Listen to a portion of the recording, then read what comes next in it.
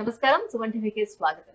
September మాసం ద్వాదశ రాశుల వారికి ఏ రకంగా ఉండబోతుంది, గ్రహ స్థితిగతులు ఎలా ఉన్నాయి, ఎటువంటి ఫలితాలను అందిస్తున్నాయి, ఈ విషయాన్ని తెలియజేసేందుకు మనతో పాటు ఉన్నారు ప్రముఖ ఆస్ట్రో అండ్ వాస్తు వేదిక నిపుణులు, దేవి ఉపాసకురాలు శ్రీమతి జయప్రద సిస్లా గారు. అమ్మ నమస్కారం. నమస్తే అమ్మ, శ్రీమాత్రే నమః. అమ్మ, ద్వాదశ రాశుల వారికి ఎలా ఉండబోతుందో ఈ సెప్టెంబర్ మాసం తెలుసుకునే ముందు గ్రహాల అసలు స్థితిగతులు ఎలా ఉన్నాయి, ఎటువంటి ఫలితాలను ఇస్తున్నాయో ముందుగా ఒక చిన్న అవగాహన. తప్పకుండా నాన్న. వర్ష గ్రహాలు అంటారు వీళ్ళని. వీళ్ళు ఖచ్చితంగా మనం ఎప్పుడు చెప్పుకున్నట్టే రాహు వచ్చి మీనరాశిలో ఉన్నాడు, గురువు వచ్చి వృషభ రాశిలో ఉన్నారు, తర్వాత కేతు వచ్చేసి కన్యా రాశిలో ఉన్నారు, శని భగవానుడు వక్రించి కుంభరాశిలో ఉన్నాడు. ఆయన వక్రించి ఉన్నాడు కానీ కుంభరాశిలో ఉన్నాడు కనుక ఆ ఎనర్జీస్ పనిచేస్తాయి. సో ఈ గ్రహాలు ఉండడం వల్ల ఏంటి అంటే మెయిన్ పెద్ద పెద్ద గ్రహాలు ఇవన్నీ. ఏ జాతకంలో అయినా ఈ గ్రహాలు కంపల్సరీగా ఏదో అంతర్దశలో మహాదశలో నడుస్తూనే ఉంటాయి.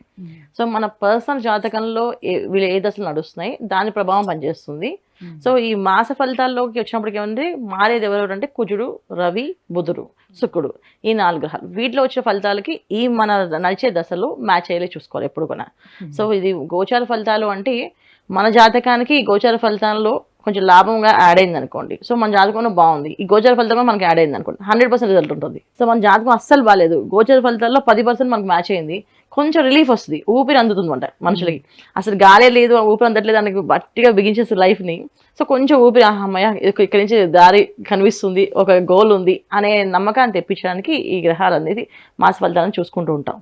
సో మన పర్సనల్ జాతకంలో ఎప్పుడు కొన్నా పర్సనల్ జాతకం ఎలా ఉంది, గ్రహాలు ఎలా ఉన్నాయి, మనకి ఏ గ్రహాలు అనుకూలంగా ఉన్నాయి, ఏ గ్రహాలు వ్యతిరేకంగా ఉన్నాయి అనేది ఎప్పుడు కొన్నా జాతకమే చూసుకోవాలి. జాతకం తెలియని వాళ్ళకి పేరుతో రాస్తూ అనుకునే వాళ్ళు ఈ రాశిని ఫాలో అవడం వల్ల ఏంటంటే మనం చెప్పే పరిహారాలు, మనం చెప్పే రెమెడీస్ వీళ్ళు ఫాలో అవడం ఈ నెలంతా సేఫ్ జోన్లో. దీనివల్ల కంప్లీట్గా చేంజెస్ అయిపోతాయని కాదు, కంప్లీట్గా మన లైఫ్ అమ్మ ఖచ్చితంగా నెగిటివ్ అయిపోతుందా అనేది కాదు. గోచార ఫలితాలు అనేవి 30 నుంచి 40% వరకు తీసుకునే అవకాశం ఉంటుందా? నేనైతే 10% చెప్తాను అన్న. 10% చాలా ఎనర్జీస్ వస్తాయి. ఎందుకంటే 30% అనేది మన జాతకంలోని, జన్మ జాతకంలోని. ఎందుకంటే మన జాతకంలో దశలు ఒక దశ యోగిస్తుంటే అంత దశ యోగించకపోవచ్చు. గురు మహాదశ చాలా మందికి యోగిస్తుంది అనుకోవచ్చు, దాంట్లో అంతర్దశ శని భగవాన్ వచ్చింది అనుకో యోగించవచ్చు, బుధుడు వచ్చాడు అనుకో యోగించట్లేదు, కేతు యోగించట్లేదు, రాహు యోగించడు. సో ఈ దశ నడుస్తుంది కదా, అప్పుడు దీనికి గోచార ఫలితాల్లో ఇప్పుడు రాహు 12 ఇంట్లో ఉన్నారు. సో వాళ్ళ జాతకంలో రాహు ఎక్కడున్నాడు, ఈ 12 ఇంట్లో రాహు, వాళ్ళ జాతకంలో ఉండే రాహు కొంచెం ఎనర్జీస్ పాజిటివ్ అంటే వాళ్ళ ద్వితీయంలో ఉన్నాడు. శుక్ర మహాదశ నాకున్నది నేను 20 సంవత్సరాలు నేను ఏలేస్తాను, నాకు చాలా బాగుంటుంది అని అనుకోవడానికి లేదు. ఆ శుక్ర మహాదశ మనకి యోగించాలి, ఆ శుక్ర మహాదశలోని అంతర్దశలు కూడా యోగించాలి ఖచ్చితంగా.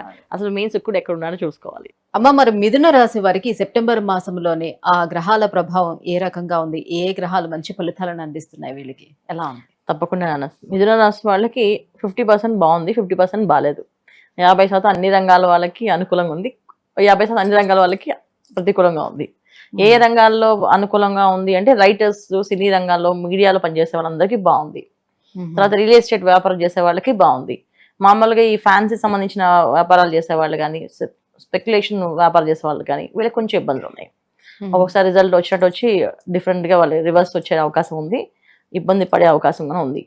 సో వీళ్ళకి చాలా ఇబ్బందులు ఉన్నాయి. ఉద్యోగస్తులకి నార్మల్గా లైఫ్ వెళ్తూనే ఉంది, ఇబ్బంది లేదు. కాకపోతే ఏంటంటే లగ్నంలో వీళ్ళకి జన్మరాశిలోనే కుజుడు. సో జన్మరాశి కుజుడు ఉండడం వల్ల ఏమవుతుందంటే మాట చాలా చక్కగా సౌమ్యంగా మాట్లాడాలి. ఆటోమేటిక్గా ఉన్నటువంటి కోపం వచ్చేస్తుంటది, ఉన్నటువంటి అరిచేస్తుంటారు, మాట్లాడుతుంటారు, అగ్రెసివ్ గా మారుతుంటారు. ఆ పని ఆ విధంగా ఫాస్ట్ గా అయిపోవాలి, వెళ్ళిపోవాలి అనే తొందరలో ఇబ్బంది పడే అవకాశం ఉంది కనుక మాటని చాలా పొదుపుగా వాడడం అనేది చాలా చాలా అవసరం ఈ మాసంలో వీళ్ళకి. ఎందుకంటే మాట అదుపు కానీ పొదుపు కానీ వాడకపోతే చాలా ఇబ్బందులు పడతారు, ఖచ్చితమైన ఇబ్బందులు. ఎలాంటి ఇబ్బందులు అంటే ఒక మాట అయిపోయిందని ఒక మాట అనడం వల్ల అది పెద్ద కొట్లాడిగా మారి కొట్టుకునే దాకా వెళ్తుంది, తీవ్రత స్థాయి అనమాట. సో ఎప్పుడు ఏంటంటే కుజుడు అనేది ఎప్పుడు కూడా ఏంటంటే కారకత్వం ఎలా ఉంటుందంటే అయింది అయిపోవాలి, సాధించుకోవాలి, జరిగిపోవాలి అంతే, ఎవరు ఎలా పోయినా పర్లేదు, నా పని అవ్వాలి అనే లక్షణం ఎక్కువ కలిగి ఉంటాడు ఆయన. ఆ దాని వల్ల ఏమవుతుంది అంటే సో ఖచ్చితంగా మనుషుల్లో ప్రభావం ఏంటంటే కలియుగ ప్రభావం ఏంటంటే ఆయనలో ఉండే మంచి గుణాల కంటే కొన్ని ఈ అగ్రెసివ్ గుణాలు ఎక్కువ తెచ్చేసుకొని ఆటోమేటిక్గా అరవడము. ఇంకా చెప్పాలంటే చెప్పలేని వాళ్ళని పదాలన్నీ వాడడం వల్ల ఎదుటి వాళ్ళు కొట్టడానికి ఆటోమేటిక్గా వచ్చేస్తారు. సో అంత బలం ఉందో లేదో మనం చూసుకోవాలి కదా, వాళ్ళు మన మాట అయితే అది అనేసాం కానీ కొట్టే బలం ఉండాలి మనకి. అలాంటి ఇబ్బందులు ఉంటాయి కనుక జాగ్రత్తగా ఉండాలి. ఉద్యోగస్తుల దగ్గర ఉద్యోగాలు తోటి ఉద్యోగస్తులతో కానీ చిన్న చిన్న విషయాలకి ఒక మాట అనడం వల్ల వాళ్ళు వీళ్ళ మీద బాధపడి వీళ్ళ గురించి కంప్లైంట్ ఇచ్చి ఇబ్బంది పెట్టే అవకాశం ఎక్కువగా ఉంది. మిగతా విషయాలు మిగతావన్నీ బాగున్నాయి అనుకూలంగా. ఎందుకంటే అయితే తృతీయ స్థానంలో ఉన్నటువంటి బుధ రవిలు ఎటువంటి ఫలితాలను ఇస్తున్నారు? వాళ్ళ కలయిక ఎలా ఉంది? బుధ రవిలు రవి ఈ 17వ తారీఖు తర్వాత మారుతారు కన్యలోకి. అప్పుడు వీళ్ళకి తీర్థయాత్రలు, కాలక్షేపాలకి, మంచి మంచి స్నేహితులతో కలిసి అందరు కలిపి క్షేత్రాల దర్శనాలు, దైవ దర్శనాలు ఇవన్నీ జరిగే అవకాశాలు ఎక్కువగా ఉన్నాయి. ముందైతే కొంచెం ఇబ్బంది పడే అవకాశాలు ఎక్కువగా. ఎలాంటి ఇబ్బందులు ఉన్నాయంటే, అంటే తెలిసే తప్పులు చేస్తుంటారు వీళ్ళు ఆటోమేటిక్గా. ఈ పని చేస్తే ఇబ్బంది పడతామని తెలిసే, అంటే ఇప్పుడు చాలా మంది చూడండి ఈ ఇంటి లోన్స్, అదే హోమ్ లోన్స్ అని, కార్ లోన్స్ అని తీసుకుంటారు కదా, ఈ లోన్స్ తీసుకోకూడదు ఈ మాసం వీళ్ళు. తీసుకోవడం వల్ల ఆ లోన్ ఈ జన్మకు తీర్చలేరు. సో అదొక్కటి వీళ్ళకి కేర్ తీసుకో, తెలుసు వాళ్ళకి పర్లేదు ఏం కాదు, మనం తీసుకుంటే ఏమవుతుంది జనరల్ కట్టేస్తాం కదా అనుకుంటాం. 100% మామూలు మాసంలో అయితే కడతారు, ఈ మాసంలో మాత్రం కాదు. ఈ మాసంలో ఏది లోన్ ప్రారంభం చేసినా ఇంకా జీవితాంతం ఆ లోన్ కడుతూనే ఉంటారు వాళ్ళు. ఆ లోన్ తప్ప అన్ని లోన్ తిరుగుతుంటాయి వీళ్ళకి. సో అంటే లోన్స్ తీసుకోకూడదు, అప్పులు చేయకూడదు, అప్పులు ఇవ్వకూడదు ఈ మాసం. అప్పు ఇవ్వడం వల్ల వాళ్ళు తిరిగి డబ్బులు ఇవ్వరు. ఒకటి, మనం తీసుకుంటే మనం తీర్చలేము. ఇది జరుగుతుంది ఈ మాసంలో. వీళ్ళు చేసుకోవాల్సిన మెయిన్ జాగ్రత్త ఏంటంటే, ఫైనాన్షియల్ గా వీళ్ళు జాగ్రత్తగా తీసుకోవాల్సింది ఏంటంటే, ఎవరికి అప్పు ఇవ్వకూడదు, అప్పు చేయకూడదు. ఇది ఒక నియమం వీళ్ళు ఈ మాసం అంతా పెట్టుకోవాలి. అందుకే లగ్నంలో కుజుడు, తృతీయంలో రవి, తర్వాత మన ఆయన కన్యలోకి వెళ్ళినప్పుడు కేతుతో అక్కడ ఉండడం వల్ల జనరల్ గా ఏంటంటే ఇంకా అంతే, అది చెప్పని అవసరం లేదు. అది ఎలా తీసుకెళ్తుందో అంటే కేతుతో శుక్రుడు ప్లస్ మళ్ళీ రవి కూడా వెళ్ళిపోతారు వెళ్ళిపోతారు అక్కడే. దానివల్ల ఏంటి అంటే ఇంకా ఒక విధంగా కాదు, ఇప్పుడే ఇచ్చేస్తాం 5 నిమిషాలు ఇస్తాం అని చెప్పి తీసుకున్న వాళ్ళు కూడా తిరిగి ఇవ్వరు. అయ్యో, అలాంటి ఇబ్బందులు ఉన్నాయి. అది మిగతా విషయాలు అన్ని కూడా బాగున్నాయి. చాలా మందికి వివాహాలు ఆలస్యం అన్న వాళ్ళకి వివాహాలు అయ్యే అవకాశం ఉంది ఈ మాసం మళ్ళీ వీళ్ళకి.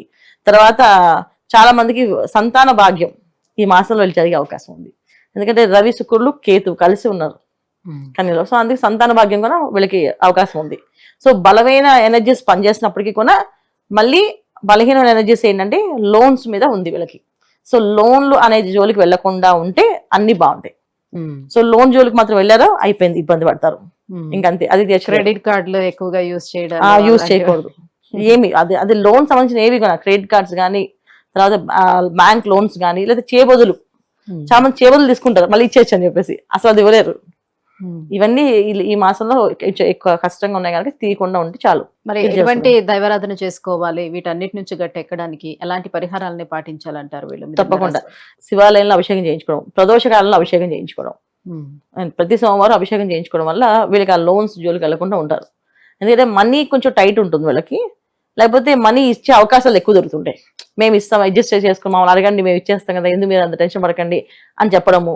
ఇది ఇప్పుడు ఈ ఫ్లాట్ తీసేసుకోండి, బాగుంది, ఇది ఈ మాసంలో తీసుకుంటే రేపు ఆశ్వజ మాసంలో పాలు పొంగించేసుకోవచ్చు, అది చెప్పేసి ఇది చేసేవచ్చు అని చెప్పేసి ఏదో చెప్తూ ఫ్రెండ్స్ అందరూ చేయడము, అలా చేయడం వల్ల ఇబ్బంది పడతారు. సో అలాంటివి వెళ్ళకుండా ఉండాలంటే అసలు మనం ఏ మాయలో పడకుండా ఉండాలి అంటే, ఫస్ట్ ఆఫ్ ఆల్ శివారాధన చేసుకోవడం, ప్రదోషకాలంలో అభిషేకం చేయించుకోవడం, ఇంట్లో రుద్రాభిషేకం చేయించడం, చాలా విశేష ఫలితాలు జరుగుతాయి వీళ్ళకి. బాగుంటుంది. అమ్మ, మిథున రాశి వారికి సెప్టెంబర్ మాసంలో ఎలా ఉండబోతుంది? ఎలాంటి పరిహారాలను పాటిస్తే వాళ్ళకి మంచి జరిగే అవకాశం ఉంటుంది? ఈ విషయాలను తెలియజేసినందుకు ధన్యవాదాలు. నమస్తే అమ్మ. శ్రీమాత్రే నమః.